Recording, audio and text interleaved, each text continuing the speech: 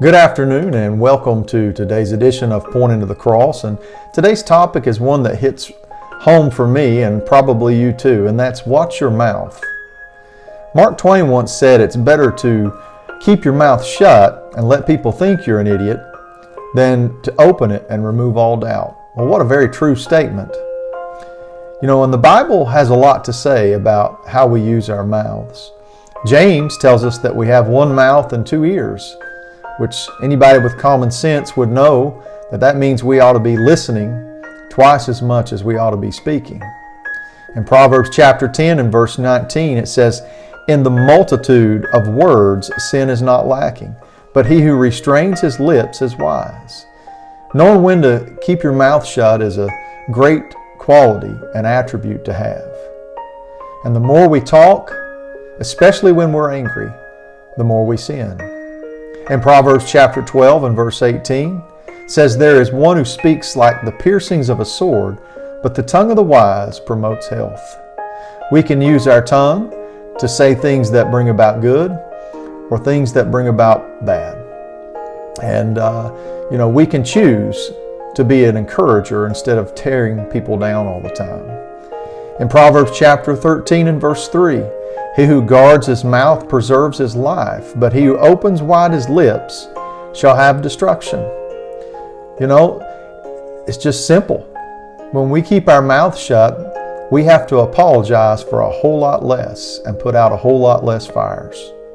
In Proverbs chapter 15 and verse 28, "The heart of the righteous studies how to answer, but the mouth of the wicked pours forth evil."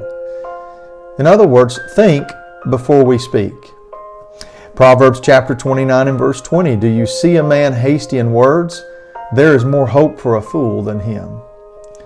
We better learn to think our words through before we speak them. And choosing our words wisely is very serious business. How do I know that? Well, Jesus said this. He said, "I say to you that for every idle word men may speak, they will give an account of it in the day of judgment." That, for me, is a scary thought. And there have also been some times in my life where someone has offended me, and yet I've walked away. But later on, when I got in the car, I felt like George Costanza. You know, if you're a child of the 90s, you know about Seinfeld. And when George Costanza was in a meeting one time, one of his co-workers said, "George, the ocean called and they're all out of shrimp," because George was eating shrimp so quick and fast. And of course, George didn't have a good comeback right away, and when he got in his car to leave and he was on his way home, he thought of one. Well, I've been like that many times. But then it occurred to me, if that didn't come to mind immediately, maybe that's the Holy Spirit's way of shutting your mouth. So what should we do moving forward if it's such serious business?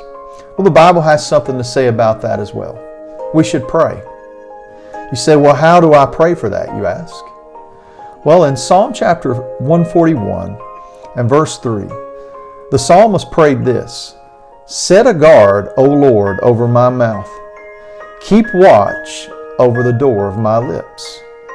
What a beautiful prayer. Short and sweet, yet very effective.